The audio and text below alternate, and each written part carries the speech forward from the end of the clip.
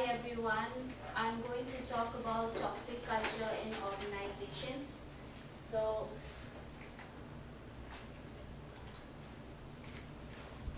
the agenda of this presentation is incivility and toxicity. We're going to talk about what incivility and toxicity is, and what are the causes of toxicity, and who are toxic handlers. So, I quit my job at an MNC in less than a month due to toxic culture. It happened to me with my second job, and I was really thrilled when I got this job offer as a writer. But within a week, I knew that I did not fit into this organization. So there were many reasons for it to quit my job. One was workload and stress. The other was jealousy by peers, and I also had a bossy boss. And the last reason was getting influenced, uh, colleagues getting influenced by managers. So what exactly happened was that the house that I used to live in before I came here was 1.5 hours away from my workplace, and I used to work till 10 in the night, and it used to get really unsafe because I'm not sure if you've heard of the capital city of India, which is really unsafe for women. So my father and my brother were really tensed about me getting back to the house after work. So initially they used to come to pick me up, but later on, as the work proceeded, uh, it just got even stressful. So what happened was I spoke to my manager about getting me a release from that project, but it never happened. So and since my project manager was my people manager, she asked me to stick around and well help the other colleagues. But as days passed by, I was also humiliated in front of the entire team on the floor, and for not working too hard on the project despite working from 9 a.m. in the morning till 10 p.m. in the night. So that was one of the incidents that led me to quit my job. And even though I had thought of future stories about the MNC and how I'm going to spend my 10 years from here in this particular organization, they all just vanished, and I quit my job. So when I came here, before this, everybody used to say, "Oh, you quit your job. It happens everywhere, and you have to get used to it, and you are not a good sport. You're a spoiled sport." And I used to think, if that's how if that's how I have to work, then I might not be able to work at all. So I took a year's break, and I came here to do the KM program. And as I read some management papers, I came across Peter Frost's papers, and which really inspired me to do this presentation, by the way. So he has actually he has authored so many toxic emotions and toxic culture papers that this myth of having the same culture everywhere is gone.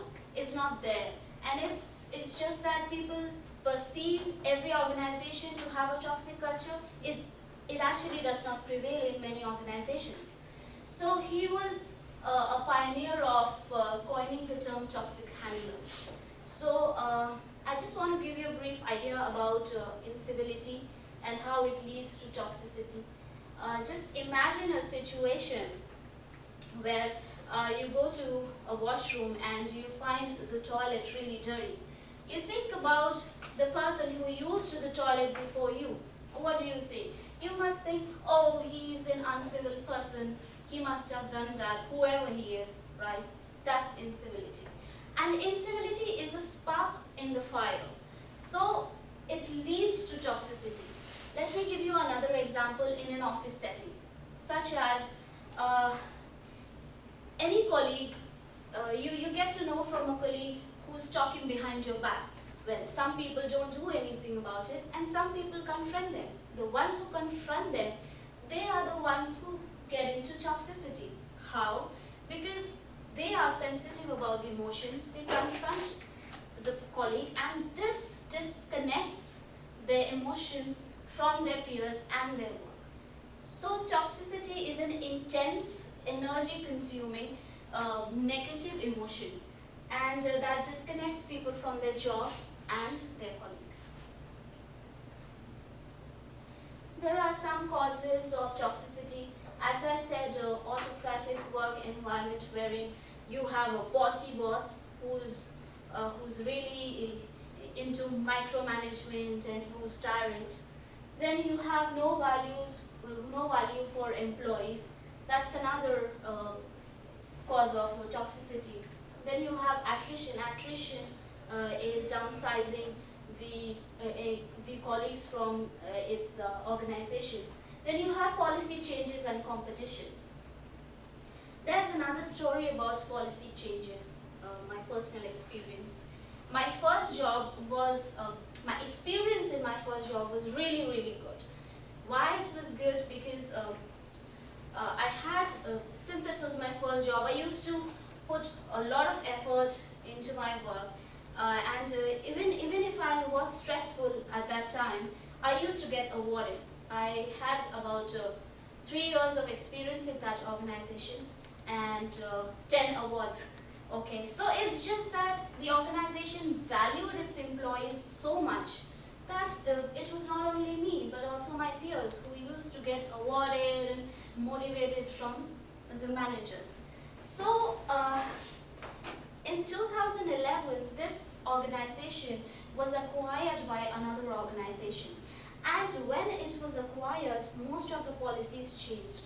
And guess what? More than half of them just quit. Half of the employees quit. Why did they quit?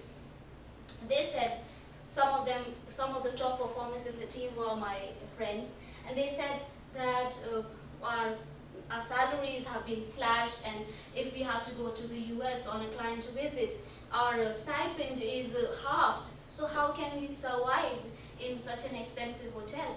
So these were the changes that happened in the organization. And even though the organization had such a good amount of knowledge within the employees, it had to let them go because ultimately the new organization was not keeping up to their expectations. And I just remembered another cause of toxicity is part-time employees. There was this friend of mine, it's not my personal story. So there was this friend of mine who was a part-timer. She was a single mother and she was very much in need of money.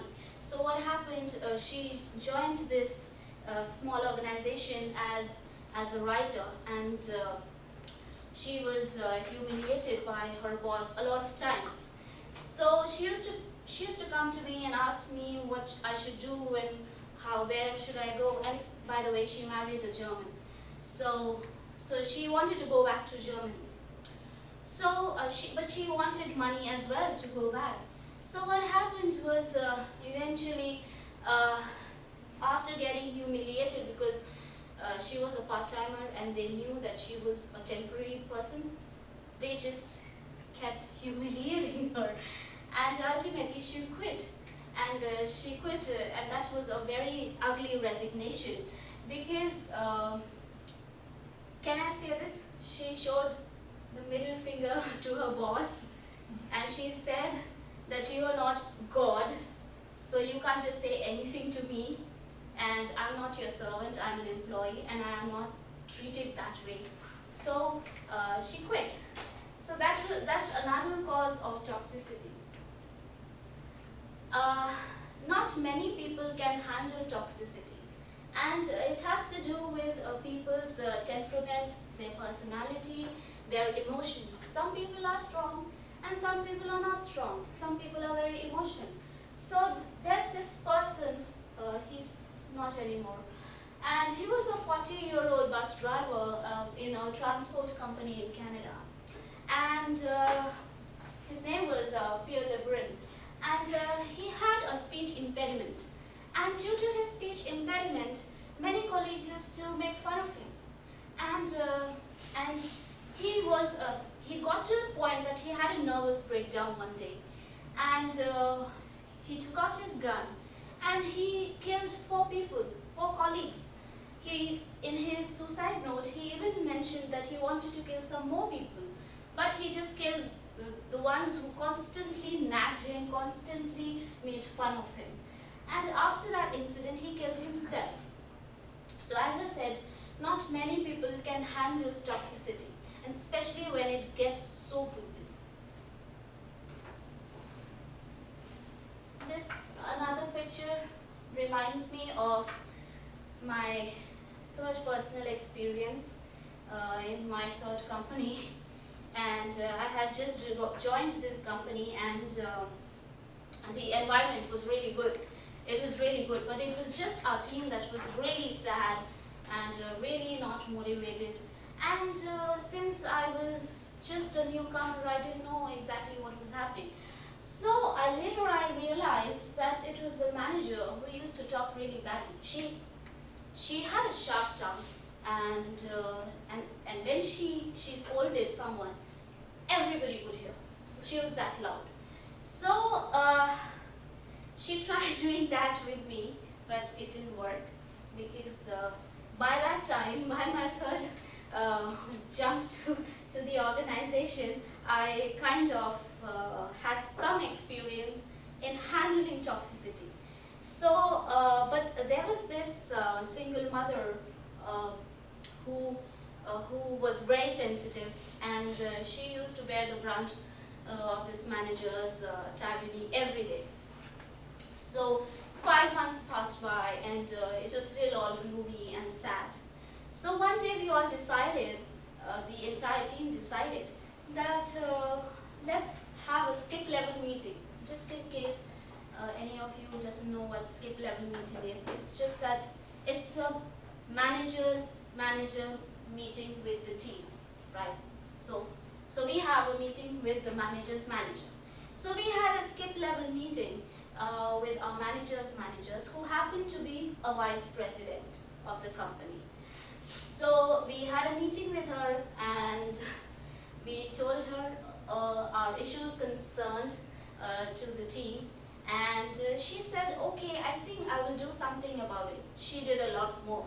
What she did was, she called the manager to her room, and she asked her if there is any problem in the team. And she said no. But she said, I have heard complaints from you, about you, that there are many people who are disturbed and they're not able to perform that well. So our manager was given one and final warning, by the way, and just to change her ways, to handle the team well. She was okay for a few days, but again the same routine and the same gloom, the same atmosphere. And one day, to our shock, she received her termination letter. And we all were really shocked, because we hadn't complained about her the second time, but it was just that there were other managers who were observing her, and the VP really stuck to her words. She said she would do something about it. So she got her termination letter, and she had to quit her job. So what are toxic handlers? Toxic handlers are the ones, it was again coined by Peter Frost, so they are the ones who actually handle a toxic victim's problems, and they try to solve their problems. So in my case, this third personal experience, in my case, I believe the entire team was a toxic handler. And there are some really good organizations who hire professionals from outside, such as consultants and psychologists in their organization just to do this, just to handle people suffering from stress or any sort of such problems. But toxic handlers, as Peter Frost said, that it can be you, it can be me, it could be anyone. It need not necessarily be a consultant or a professional. So, on a positive note, I would like to say that some organizations do not have a toxic culture. So it's just that the notion that I had carried on for so many years, around 6 years of working, has actually changed my mind, because I believe if you can handle toxicity, then you can make your surrounding better. And also, the ones who can't, they should not give up. Go to your supervisors, talk to them about it. Or if your supervisors can't help you, go to your supervisor's supervisor, go to your upper level management, but just don't give up. So I think some of you will start working, and you may or may not have to deal with such cases. But if you do, then you have to work it really hard. Thank you.